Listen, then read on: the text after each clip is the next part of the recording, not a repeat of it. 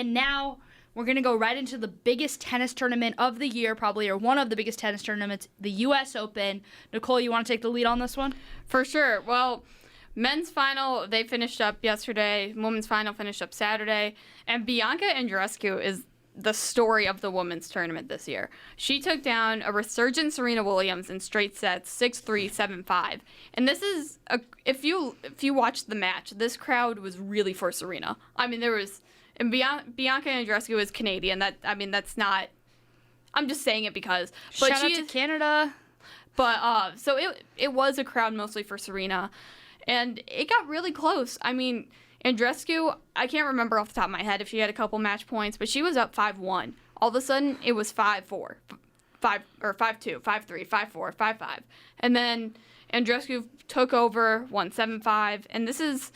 Just some quick facts for you. This is her first Grand Slam title and just her third tour title. Tour being like what you see Cincinnati or, Rhode Island. I'm curious, how old is she?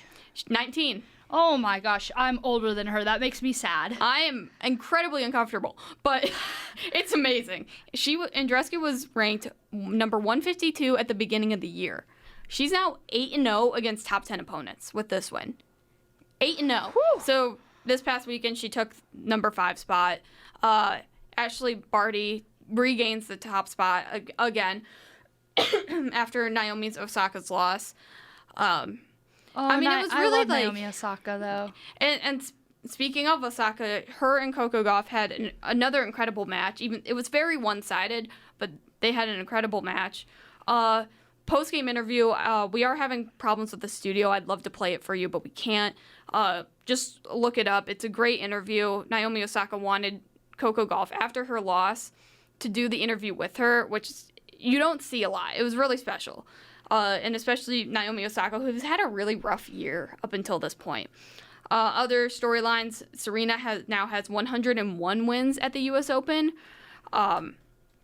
Incredible. She's been doing this for 20 years, and she's not stopping. There's no question that she's not the GOAT. So it is really cool when we see 19-year-olds, 15-year-olds in Andreescu and Gauff, starting to come onto their own. And really start to take over. And we've seen it on the men's side a lot, actually. A lot more than we've seen it on the women's as of late.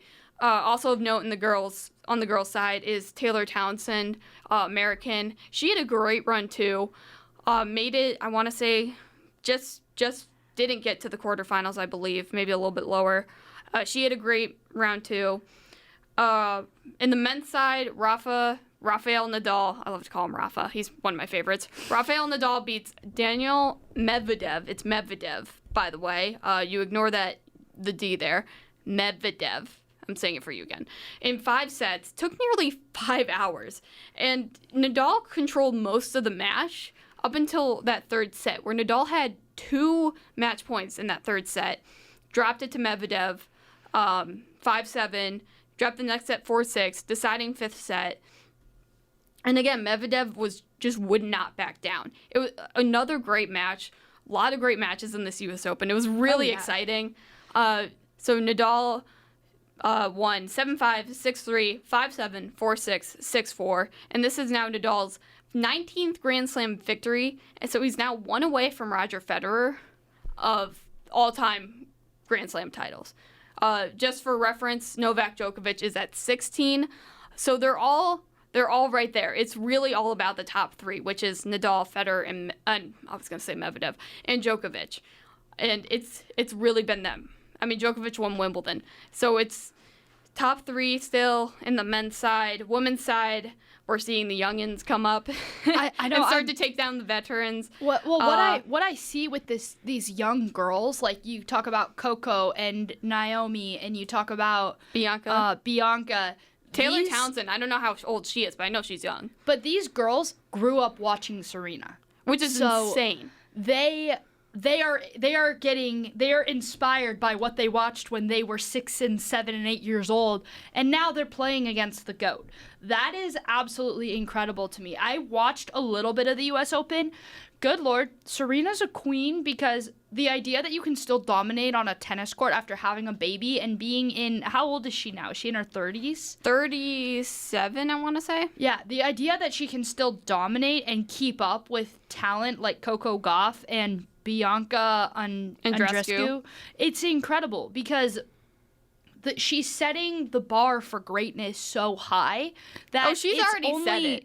Like she set the bar for greatness so high that future generations are only going to benefit from it because the talent and the training that kids like Coco Gauff had, I mean, it's second to none. Like even Serena, I don't even think had that type of training when she was a kid. And I remember when I would talk to my mom about like Serena and Venus, like the Williams sisters for like 5 seconds were compared to the Ball brothers in that like they pulled LaMelo Ball like out of school and stuff like the family did. Of course, you saw how all of that has worked out, but like the Williams sisters were bred to go pro and be great. And I don't know if anybody could have predicted how dominant Serena has been, but you see kind of a similar storyline with like Coco Gauff. She's what, 15 right now? I mean, the sky's the limit for this kid. She could be playing for the next 22 years on the professional circuit. The idea of that is just it's jaw-dropping to me. It's quite incredible to think about how a 15-year-old is able to keep up with a legend like Serena Williams. That this kid wasn't even alive when Serena started playing professionally. Serena's been playing longer professionally than Coco's even been on this planet. And yeah, just like you said, it's amazing what Serena's done. But it does, and her resurgence in that match was incredible. Let it not take away from Bianca Andreescu and really Coco Gauff to that point. Both absolutely amazing. I really can't wait to see what they do next year. Coco Gauff just keeps getting a little bit further each time. Oh, yeah. She's getting better. I mean, her match against Naomi Osaka, Osaka was just stronger. That's what it came down to. Osaka was bigger and stronger. And there's just no question about it. I mean, just to wrap up before we move on to college football, amazing U.S. Open, amazing year of tennis. Really, I'm really excited for next year, which in the springtime we'll get to, of course. A little bit of it, at least.